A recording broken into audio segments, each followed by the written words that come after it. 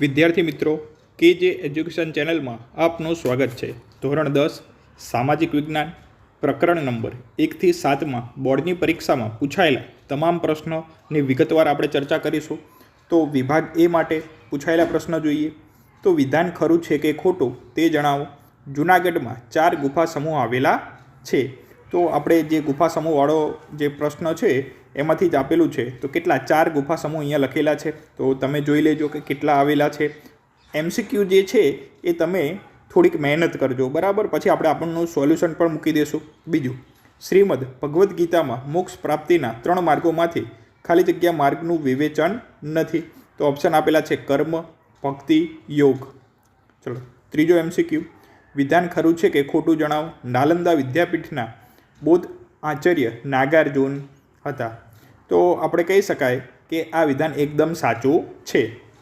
ચલો, ચોથું વિધાન પણ, વેદાંત સાહિત્યમાં કર્મકાંડ, જ્યોતિષ અને વ્યાકરણનો સમાવેશ થાય છે। આ પણ તમારું વિધાન સાચું ખોટું જણાવવાનું હતું।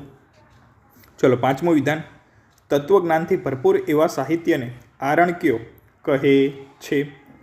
સાચું ખોટું એ પણ તમારે જણાવવાનું છે। છઠ્ઠું, મહર્ષિ ચરકે ખાલી જગ્યા ગ્રંથ લખ્યો હતો। તો ચરક, તો એમાં આવશે ચરક સંહિતા। જો અડધાના જવાબ હું કહીશ, ઘણાના જવાબ તમને ગોતવા માટે પણ આપણે આપીશું। તો અહીંયા આવશે ચરક સંહિતા। એલિફન્ટાની ગુફા ખાલી જગ્યા રાજ્યમાં આવેલી છે। આંધ્રપ્રદેશ, મહારાષ્ટ્ર, ગુજરાત। તો જે ચેપ્ટર છે એમાં 3 ગુફા આવેલી છે કે અજંતા છે, ઇલોરા છે અને એલિફન્ટાની। તો આ 3 ગુફા મહારાષ્ટ્રમાં આવેલી છે। તો આમાં જવાબ આવશે મહારાષ્ટ્ર। ચલો, 8મા નંબરનું વિધાન ખરું ખોટું જ કહેવાનું હતું। અમને 4 દિશાઓમાંથી સારા અને શુભ વિચારો પ્રાપ્ત થાઓ, આ સંદેશ ઉપનિષદ આપે છે। ખરું ખોટું તમારે ગોતવાનું છે। ચલો, 9મા નંબરનો પ્રશ્ન, અમને 4 દિશામાંથી, બસ એ જ પ્રશ્ન ફરીથી પૂછાયેલો છે તો 2 વાર આ રિપીટ થાય છે। અને આ જે શુભ વિચાર છે એ સામવેદમાંથી લેવામાં આવેલો છે એવી રીતના કીધેલું છે કે ખરું ખોટું તમારે જણાવવાનું છે। પછી 10મા નંબરનો પ્રશ્ન, ખાલી જગ્યામાં ભારત સરકારે ભારતીય વન્યજીવ બોર્ડની રચના કરી। તો 7મા ચેપ્ટરમાંથી છે આ કે વન્યજીવ બોર્ડની રચના ક્યારે કરવામાં આવી। 11મું, રાષ્ટ્રીય માનવ સંગ્રહાલય ખાલી જગ્યા શહેરમાં આવેલું છે। તો જે 7મું ચેપ્ટર છે એમાં કોષ્ટક આપેલું છે સંગ્રહાલયવાળું, તો એમાંથી કોઈ પણ એક સંગ્રહાલય પૂછાવાની શક્યતા ઘણી બધી છે, તો તમારે યાદ રાખી લેવાનું। ચલો, 12મા નંબરનો પ્રશ્ન, વિધાન સાચું છે કે સાચું નથી એ આપણે જોવાનું છે। તો તમે જોઈ લેજો કે સાચું નથી, સ્ટોપ કરીને ગોતી લેજો। ચલો, પછી મેં તમને હમણાં જ કીધું હતું કે 7મા ચેપ્ટરમાંથી જોડકું પૂછાય છે।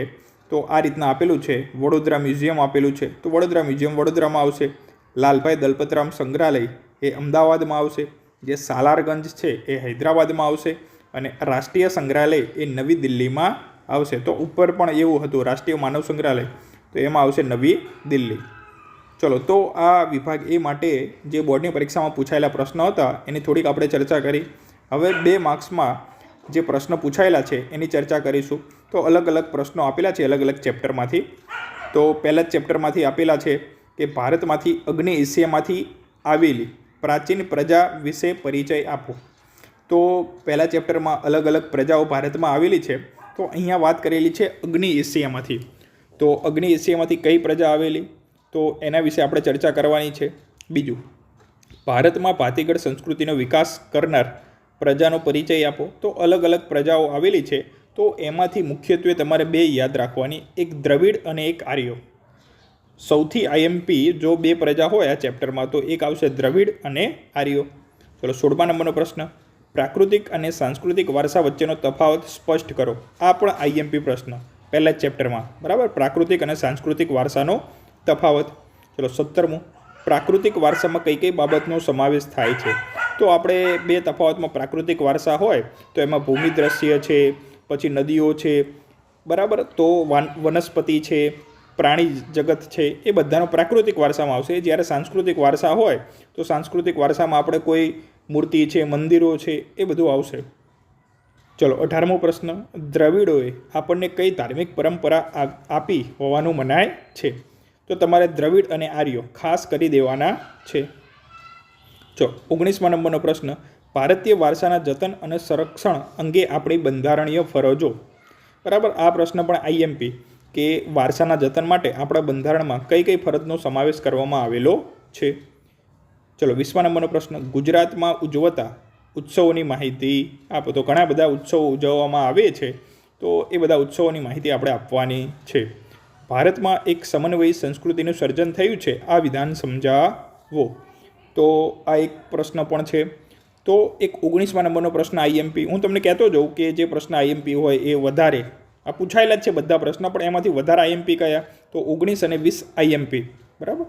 પછી 22મા નંબરનો પ્રશ્ન કે રંગલો અને રંગલી જેવા પાત્ર જે કલામાં પોતાની વિશેષતાઓ દ્વારા વિષય વસ્તુ સમજાવે છે તે કલાનો પરિચય આપો. તો આવી રીતના પણ બોર્ડની પરીક્ષામાં પ્રશ્ન પૂછાશે. તો રંગલો અને રંગલી એટલે આ આવશે ભવાઈમાં. બરાબર.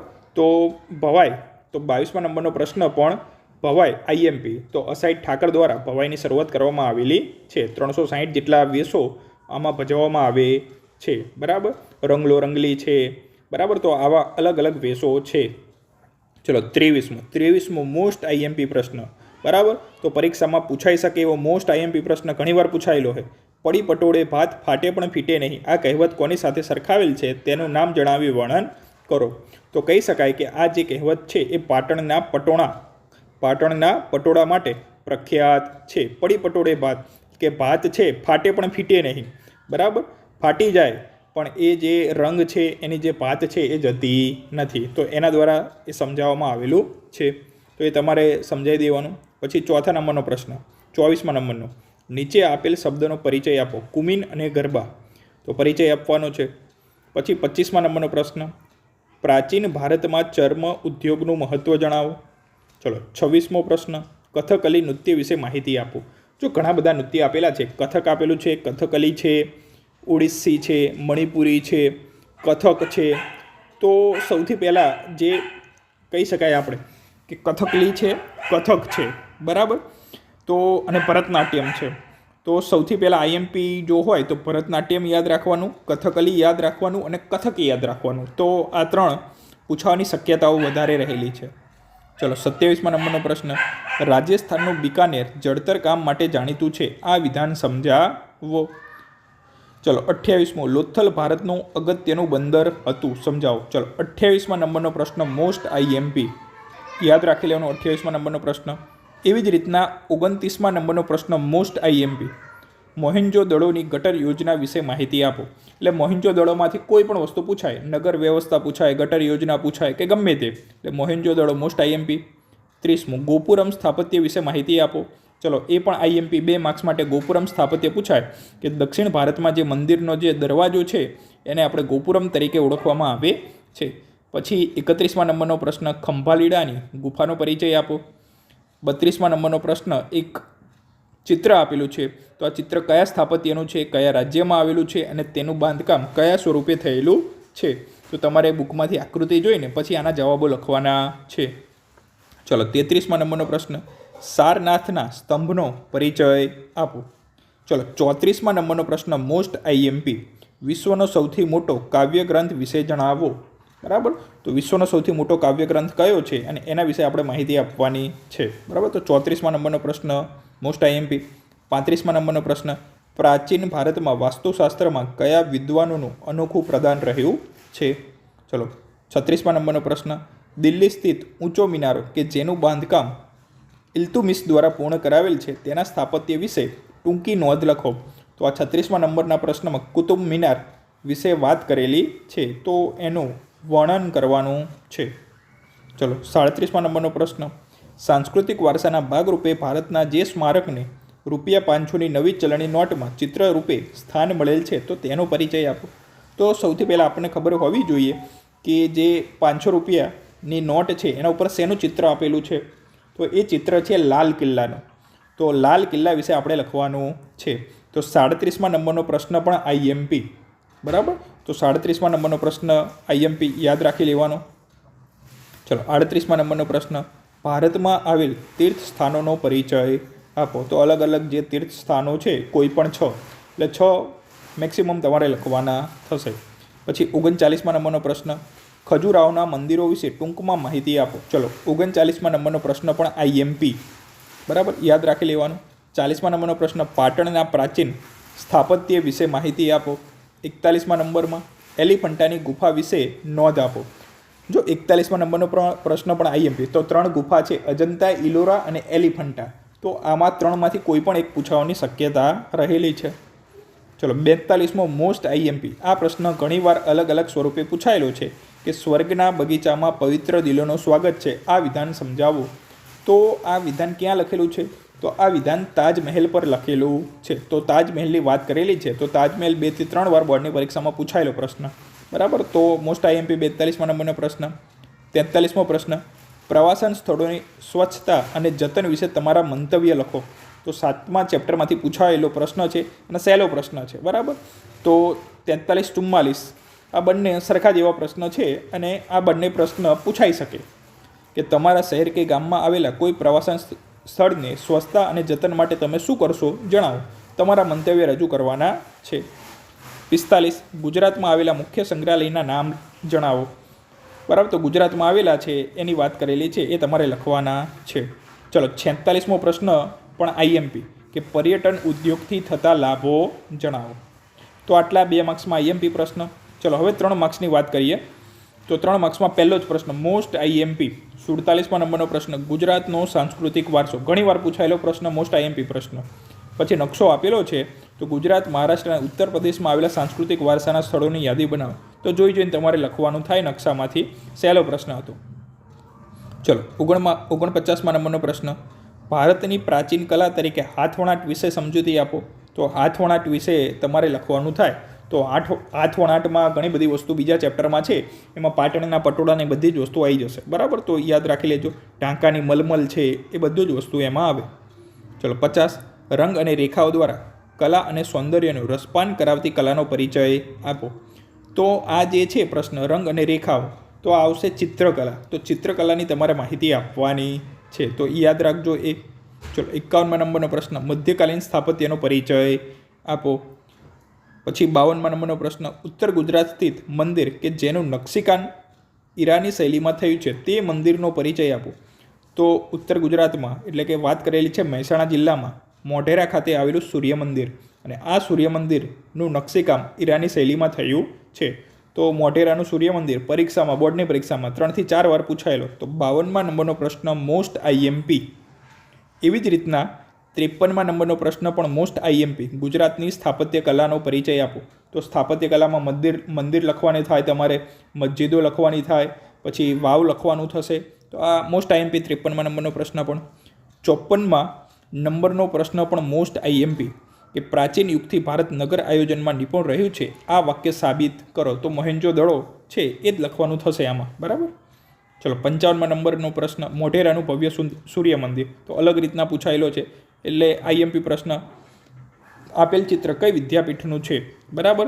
તો જે વિદ્યાપીઠ છે, તો 4 વિદ્યાપીઠ આપેલી છે. નાલંદા આપેલી છે, તક્ષશિલા આપેલી છે, બરાબર, અને આપણે વલ્લભી વિદ્યાપીઠ છે. તો વલ્લભી વિદ્યાપીઠ છે ગુજરાતમાં આવેલી છે, એના માટે આઈએમપી. નાલંદા પણ આઈએમપી અને તક્ષશિલા આઈએમપી, અને ત્રણેય વિદ્યાપીઠ અલગ અલગ પરીક્ષામાં પૂછાયેલી છે. તો સૌથી પહેલાં તમારે નાલંદા અને વલ્લભી કરવાની રહેશે.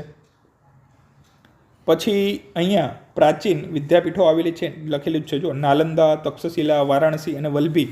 તો તેની સાથે સંકળાયેલા જે નામ છે એ આડાઅવળા છે, તો આપણે સાચા ક્રમમાં ગોઠવવાના છે. તો અહીંયા તમારે સાચા ક્રમમાં ગોઠવવાના થશે. તો જોઈ લેજો. ચલો 58મા નંબરનો પ્રશ્ન ચંદ્રગુપ્ત મૌર્યના ગુરુ ચાણક્ય અને ખુદ ચંદ્રગુપ્ત મૌર્ય અહીં શિક્ષણ લીધું હતું. આ પ્રાચીન ઐતિહાસિક વિદ્યાપીઠનું વિગતે વર્ણન કરો. તો આપણે કહી શકાય કે ચંદ્રગુપ્ત મૌર્યના ગુરુ ચાણક્ય અને ચંદ્રગુપ્ત મૌર્યએ નાલંદા વિદ્યાપીઠમાં શિક્ષણ લીધું હતું. તો આ જે છે એ નાલંદા વિદ્યાપીઠ વિશે તમારે લખવાનું થશે. ચલો 59મા નંબરનો પ્રશ્ન વલ્લભી વિદ્યાપીઠ, એટલે તમારે નાલંદા, તક્ષશિલા અને વલ્લભી આ 3 મોસ્ટ આઈએમપી છે, 3 કરી દેવાની. ચલો પછી એલિફન્ટાની ગુફા ફરીથી આવ્યું, તાજમહેલ પણ ફરીથી આવ્યો પ્રશ્ન. તો મોસ્ટ આઈએમપી બંને પ્રશ્ન. પછી અહીંયા મેં તમને કીધું હતું કે ગુજરાતની સ્થાપત્ય કલા, તો ગુજરાતની સ્થાપત્ય કલામાં ગુજરાતના મંદિરો આવશે, ગુજરાતની વાવ આવે, જૈન મંદિરો આવે, પછી ગુફાઓ. તો આમાંથી 3 તમારે લખવાના છે. પછી રસાયણ વિદ્યા, તો આ પ્રશ્ન 5મા ચેપ્ટરમાંથી 4 માર્ક્સમાં 2 પ્રશ્ન પૂછાશે. જે 5મા નંબરનું જે ચેપ્ટર છે એમાંથી 4 માર્ક્સના 2 પ્રશ્ન પૂછાશે. તો એમાંથી કયા મોસ્ટ આઈએમપી? તો રસાયણ વિદ્યા મોસ્ટ આઈએમપી 63મા નંબરનો પ્રશ્ન. એવી જ રીતના 64મા નંબરનો પ્રશ્ન પણ મોસ્ટ આઈએમપી વૈદક વિદ્યા અને શલ્ય ચિકિત્સા. એવી જ રીતના વાસ્તુશાસ્ત્ર 4 કે 5 પ્રશ્ન છે એ 5 પ્રશ્નોમાંથી જ 2 પ્રશ્ન બોર્ડની પરીક્ષામાં હશે. રસાયણશાસ્ત્ર હોય, વૈદક વિદ્યા અને શલ્ય ચિકિત્સા હશે, વાસ્તુશાસ્ત્ર હશે, ગણિતશાસ્ત્ર હશે. બરાબર. તો 67મા નંબરનો પ્રશ્ન પણ ગણિતશાસ્ત્ર છે. એ જ રીતના 68મા નંબરનો પ્રશ્ન પણ ગણિતશાસ્ત્ર છે. 69મો વાસ્તુશાસ્ત્ર છે. 70મો રસાયણશાસ્ત્ર છે. તો ઉપર તમે જોતા હશો 63 થી 71 સુધીના જે પ્રશ્નો છે એ બોર્ડની પરીક્ષામાં 4 માર્ક્સમાં 2 પ્રશ્ન પૂછાશે. અને રસાયણ વિદ્યા, વૈદક વિદ્યા, શલ્ય ચિકિત્સા, વાસ્તુશાસ્ત્ર અને ગણિતશાસ્ત્ર એ જ પ્રશ્ન છે. જોઈ લેજો. ચલો, તો આ વિભાગ ડી માટેના જે પ્રશ્નો હતા, બરાબર, પાછળના જે પ્રશ્ન છે વિભાગ ડી માટેના છે. તો આપણે પ્રકરણ 1 થી 7માં વિભાગ એ, વિભાગ બી, વિભાગ સી અને વિભાગ ડીમાં જે મહત્ત્વના પ્રશ્નો હતા એ મહત્ત્વના પ્રશ્નની વાતો કરી. બરાબર. તો આવા જ બીજા વિડીયો સાથે ફરીથી મળીશું. તો જો આ વિડીયો તમને સારો લાગે તો આ ચેનલને લાઈક કરો, શેર કરો